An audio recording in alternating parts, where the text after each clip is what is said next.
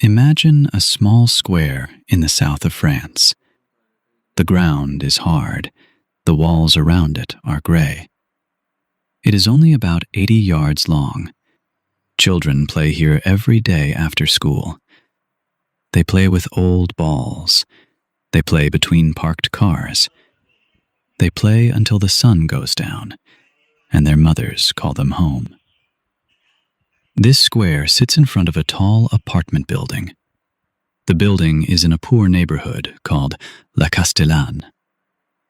Inside one small apartment, on the first floor, lives a family of 7. The father works as a night guard. The mother takes care of the home. They have 5 children. The youngest is a quiet boy with dark eyes. His name is Yazid. But the world will come to know him by a different name. His name is Zinedine Zidane. Tonight we follow a boy from this small square, a boy who almost no one saw, until one tired old man stayed for one more game. And what that man saw changed football forever. But this is not only a football story. This is a story about knowing your own worth and knowing when to walk away. If this kind of story gives you something, a little calm, a little wonder, I would love for you to stay with us. Leave a like and find the subscribe button. Every story here is made with care, and it is made for you. The boy's parents did not start their life in Marseille. They came from a small village in the mountains of northern Algeria. The village was called Agemoune. They were Kabyle people, a Berber group with their own language, their own ancient culture. The mountains were beautiful, but they were very poor. There was little work there, so in 1953, the parents took a boat across the Mediterranean Sea. They were looking for work. They were looking for a future. At first, they lived in Paris, but work was hard to find, so they moved south to Marseille. The apartment was very small. 7 people lived in just a few rooms. When it was time to eat, they could not all sit down together. There was not enough space at the table. The children ate first, then the parents. The father was strict. He believed in hard work. He believed in respect. He often told his children one important thing. He said, "An immigrant must work twice as hard." This sentence stayed in Zinedine's heart for the rest of his life. Zinedine was 5 years old when he first kicked a football. He played with his older brothers on the small square. The walls were the goals. He was a quiet boy. He did not talk much. He did not like school very much. But when the ball was at his feet, something changed. His body moved differently. His eyes saw things other children could not see. By the time he was 9, he had joined his first real team. They made him the captain. He was getting better and better. But he was still just one boy among thousands, just a boy kicking a ball in the suburbs of Marseille. Then, at 14, something happened that would change his life forever. In December 1986, a small training camp was held in a town nearby. 30 young boys were invited. They would play training matches, and they would be watched by scouts from professional clubs. Among the scouts was a man named Jean Varot. Varot was old. He was already 67. He had come to watch a different boy. But on the final day, that other boy was not chosen to play. Varot almost left, but for some reason, he stayed. He watched the match, and then he saw something he had never seen before. A quiet, thin boy from Marseille was playing in the middle of the field. The boy moved without panic. He touched the ball softly. He passed it with his eyes, not just his feet. He went past one player, then another, then another. 6 players in a row. Varot could not stop watching. Later, he tried to describe what he had seen. He used a simple sentence that would become famous. His feet spoke with the ball. That night, Varane made a phone call. He told his club about a boy named Zidane. A few weeks later, Zinedine arrived at the club. He was only 14. He had never been so far from home. He was shy. He missed his family. And sometimes, when other boys teased him about his Algerian background, his temper exploded. Once, he punched another boy in the face. As punishment, the club made him clean the dressing rooms for many weeks. But Jean Vahot kept watching over him. He told the young boy something important. He said, "Anger is not your enemy, but you must learn to use it.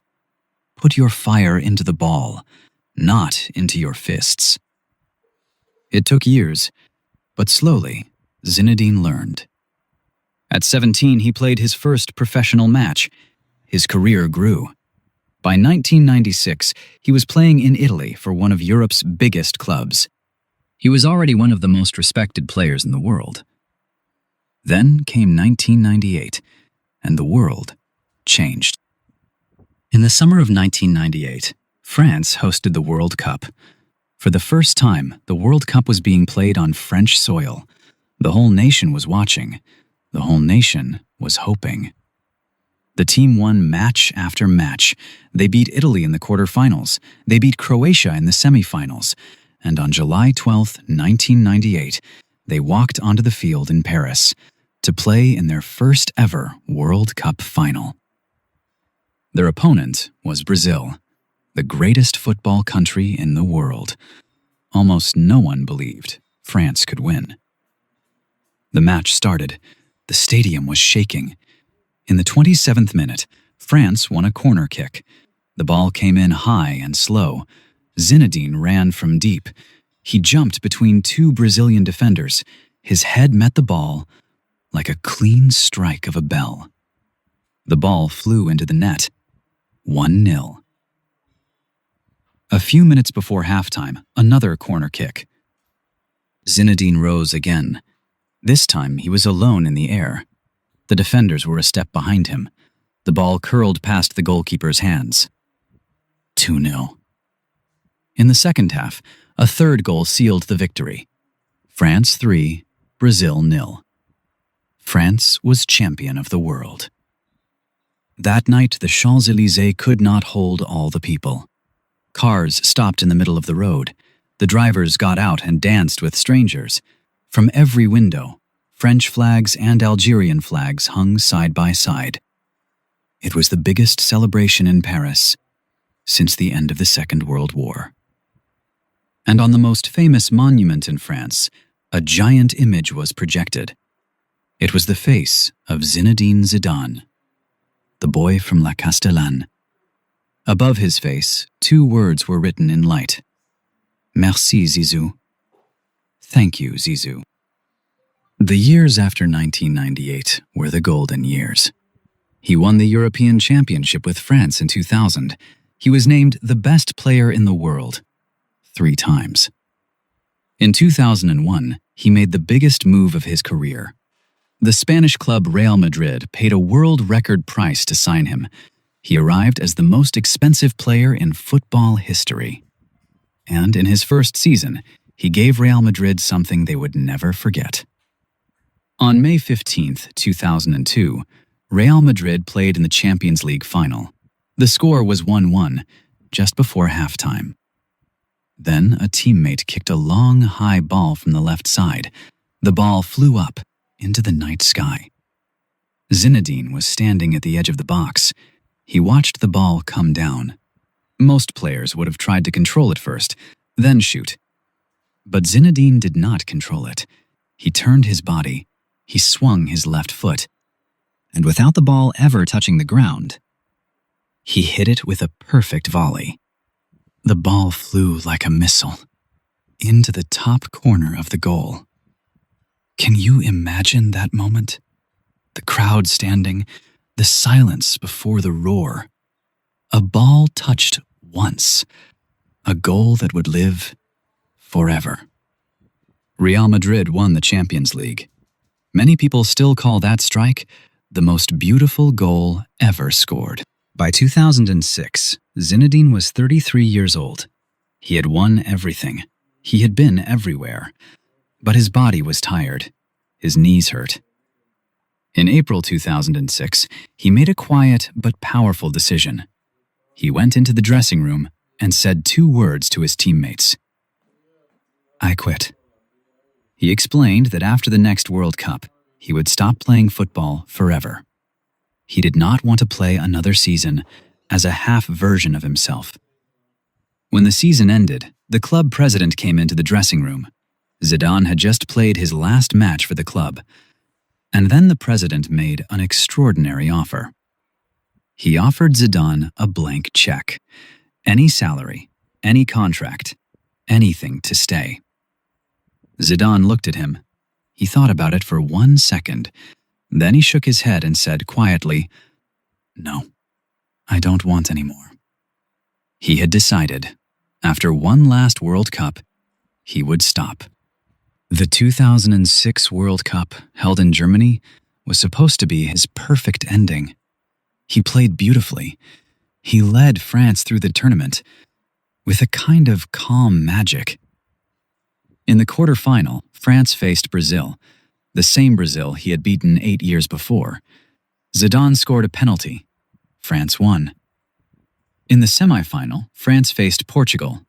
Zidane scored another penalty. France won again. He was carrying his team, just like he had done in 1998. The world was watching. The perfect ending was coming. On July 9, 2006, in Berlin, France faced Italy in the final. Zidane scored first, just 7 minutes into the match, another penalty. Italy equalized later in the first half. The match went into extra time. The score was still 1-1. Everyone was tired. And then, in the 110th minute, something happened that the whole world would remember forever. Zinedine was walking up the field. An Italian defender was walking behind him. The two had clashed earlier. Now they were walking close together, exchanging quiet words. The defender said something. We will never know the exact words. Years later, he admitted he had insulted Zidane's sister. Zidane stopped walking. He turned around, and then, in front of millions of people watching live on television, he lowered his head and drove it like a hammer into the defender's chest. The Italian fell to the ground. The referee did not see it, but another official did. The referee walked toward Zidane and raised a red card. He was sent off in the last match of his career, in the World Cup final, in front of the entire world. He walked off the field slowly. He passed the golden World Cup trophy on his way to the tunnel. He did not look at it. He just kept walking. France lost the final on penalties. For the first time in his life, Zinedine did not get to choose how he left. The world chose for him. He had wanted a quiet ending, a clean ending. Instead, his final image was a red card and a long walk past a trophy he could not touch. And for many years after, he carried this with him. For many years after 2006, Zinedine stayed away from football. He spent time with his family. He became a quiet man again, just like the boy he had been on the small square. Then in 2013, he returned to Real Madrid, but not as a star, as an assistant. A man who had been the best player in the world, a man who had lifted the Champions League. Now he carried water bottles. He set up training cones. He stood behind a famous Italian coach named Carlo Ancelotti. He watched, he listened, he learned. In the early mornings, he was often the first one on the training ground. He set up the cones before anyone arrived. He raked the lines of grass smooth. The young players would come out and find everything already waiting for them. They did not always know who had done it. The next year, he took another small step. He became the coach of the Real Madrid B team, The second team, the young players, the reserves. A man who had once been the most expensive player in football history, now coaching boys most people had never heard of.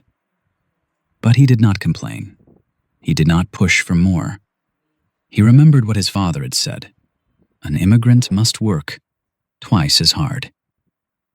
So he worked, quietly, patiently, just like before. Most people thought his coaching career would be small and quiet. Then, in January 2016, everything changed. Real Madrid had been losing. The fans were angry. The club president made a surprising decision. He fired the head coach, and he hired someone with almost no experience as a top-level manager, Zinedine Zidane. Many people thought it was a mistake. He was too quiet, some said, too calm, too inexperienced. What happened next would shock the football world. In his very first 6 months as Real Madrid coach, Zinedine won the Champions League, the biggest prize in club football. In his second full season, he won it again. In his third season, he won the Champions League for a third time in a row. 3 Champions League titles, 3 years in a row. No coach had ever done this before in the modern era of European football. Not one.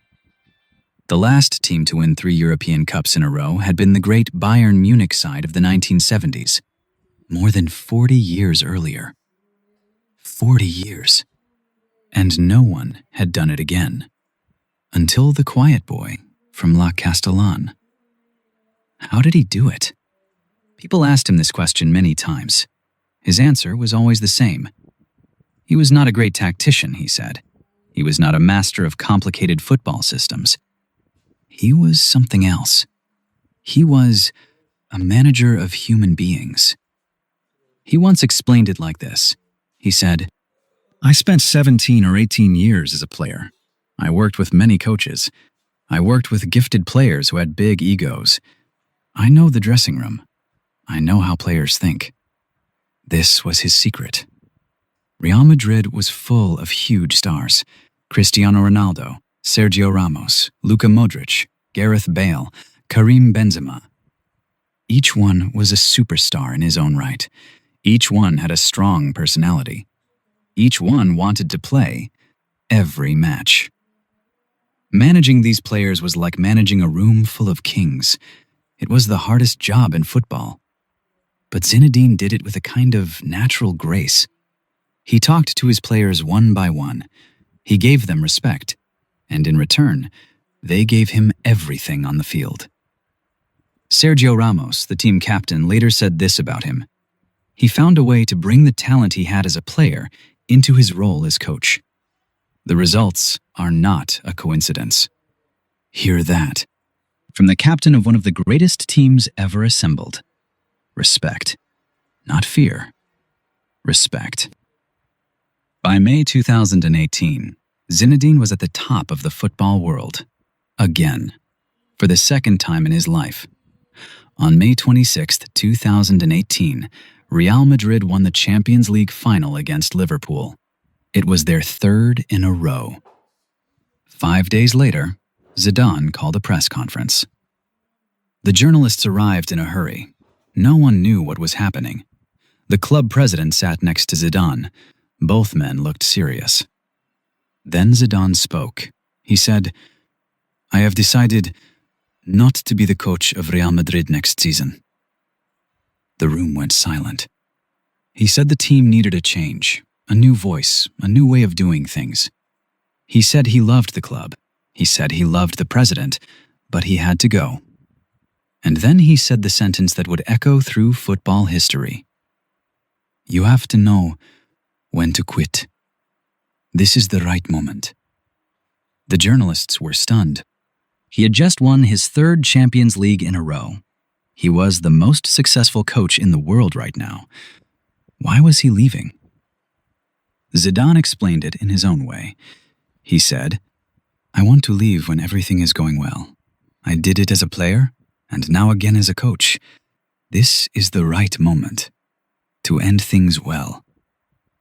And there it was, the thing he had not been able to do in Berlin, the thing the world had taken away from him in 2006. He was doing it now, on his own terms, in a quiet room, with everyone watching. And no red card this time. The president of the club looked sad. He said, "When Zizou makes a decision, the only thing we can do is accept it and respect it." And just like that, Zinedine Zidane walked away, by his own choice.